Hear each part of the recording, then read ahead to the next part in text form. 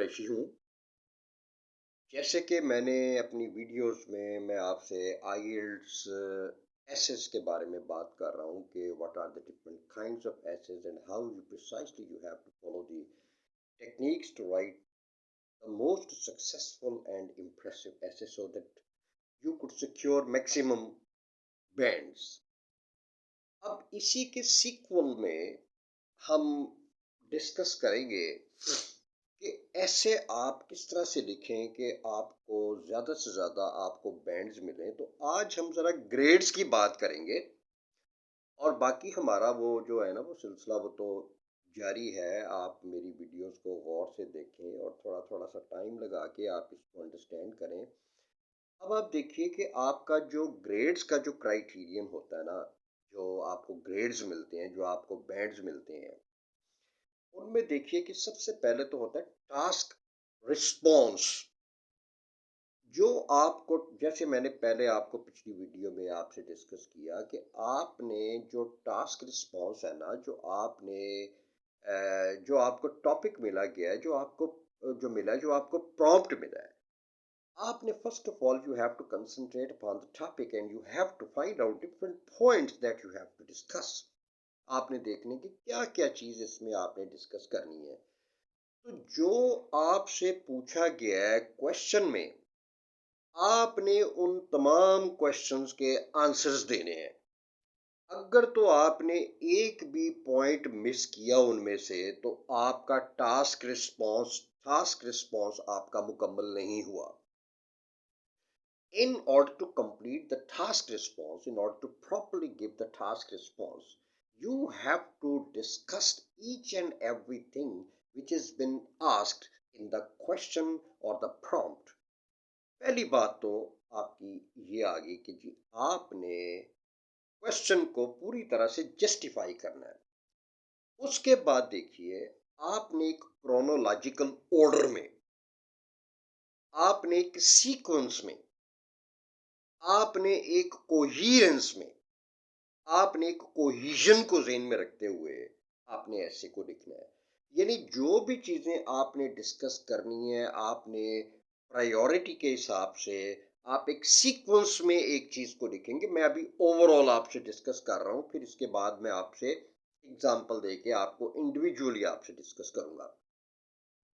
तो आप देखिए कि जब तक आपकी कोहिरेंस नहीं होगी, कोहिजन नहीं होगी, एक तसलसल नहीं होगा, एक सीक्वेंस नहीं होगा, तो आपके बैंड्स तो आपको मिलेंगे लेकिन कम हो जाएंगे।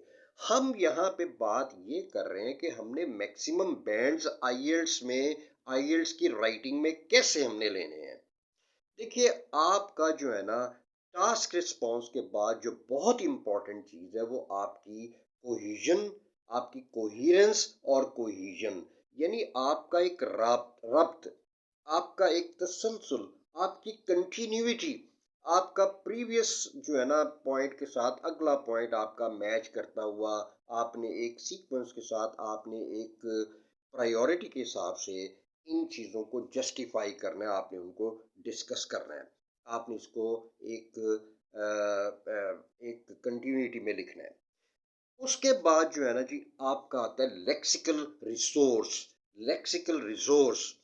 अब इसमें जो है ना वो आपकी वोकेबलरी आ जाती है। मैंने आपको पिछली वीडियो में आपसे डिस्कस किया था कि जो है ना आप फ्रेजेस का कम से कम आपने इस्तेमाल करना है।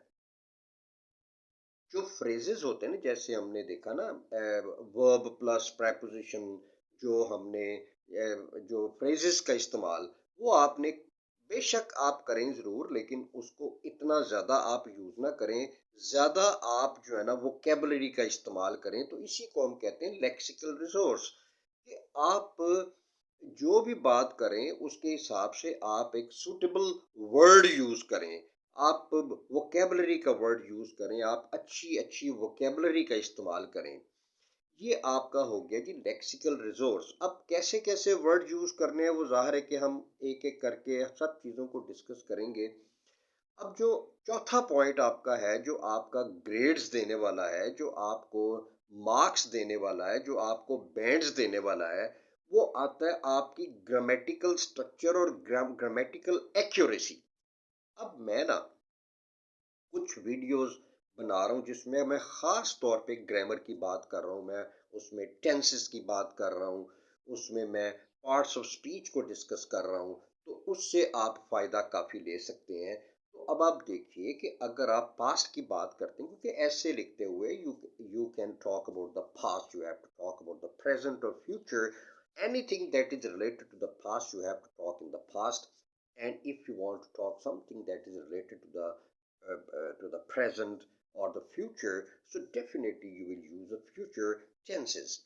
अब आपको पता है कि मुख्तलिफ किस्म के टेंसेस होते हैं, जिस किस्म की हम बात करते हैं हम उस हिसाब से हम टेंसेस का इस्तेमाल करेंगे। तो उसके लिए मेरी जो टेंसेस के ऊपर मैंने ख़ास तौर पे वीडियोस इसी वजह से बनाई है कि आप उनसे ज़्यादा से ज़्यादा फ़ायदा उठा सकें। तो इसके अलावा देखिए ना, अगर हमने अगर जहाँ पे वर्ब की पोजीशन है, जैसे हमने एक सेंटेंस को कंस्ट्रक्ट करना है, तो उसमें देखिए कि नाउन के दो फंक्शंस होते हैं, as a subject and as an object. अब पहले अगर हम शुरू में अगर सब्जेक्ट इस्तेमाल करें, फिर उसके बाद आ जाता है जी वर्ब आ जाता है, उसके बाद आएगा ऑब्जेक्ट आ जाएगा, और फिर उसके बाद एडवर्ब आ जाएगा। तो अब आप देखिए कि हमने जब सेंटेंस बनाना है तो हमने एडवर्ब की जगह एडवर्ब यूज करना है, एडजेक्टिव की जगह एडजेक्टिव यूज होना चाहिए, क्योंकि आपको पता है कि word that adds meaning to a noun is called adjective, तो उसको हम नाउन से पहले ही यूज करेंगे। तो अ, अ, अ, तो अगर हम कोई एडवर्ब यूज करते हैं तो वो वर्ब से पहले भी आ सकता है, वो बाद भी आ सकता है, लेकिन देखिए हमने एडवर्ब को, वर्ब को, नाउन को या एडजेक्टिव को उनकी अपनी अपनी पोजीशन पे रखना है, ताकि हमारा सेंटेंस ज़्यादा से ज़्यादा बेहतर हो। तो आपके टेंसेस और ग्रामेटिकल स्ट्रक्चर जो भी है, ये सारा बहुत ही इम्पोर्टेंट है आपको ज़्यादा से ज़्यादा मार्क्स देने के लिए, ग्रेड्स आपको ज़्यादा से ज़्यादा बैंड्स देने के लिए। तो क्या मतलब हुआ जी, एक तो आपका टास्क रिस्पॉन्स हो गया, और दूसरा आपका जी कोहिजन कोहिरेंस हो गया, और तीसरी बात होगी जी लेक्सिकल रिसोर्स हो गया, और चौथी जो है ना वो आपका ग्रामर का स्ट्रक्चर हो गया, जिससे आपको ज़्यादा से ज़्यादा बैंड्स मिलेंगे आईएलटीएस में।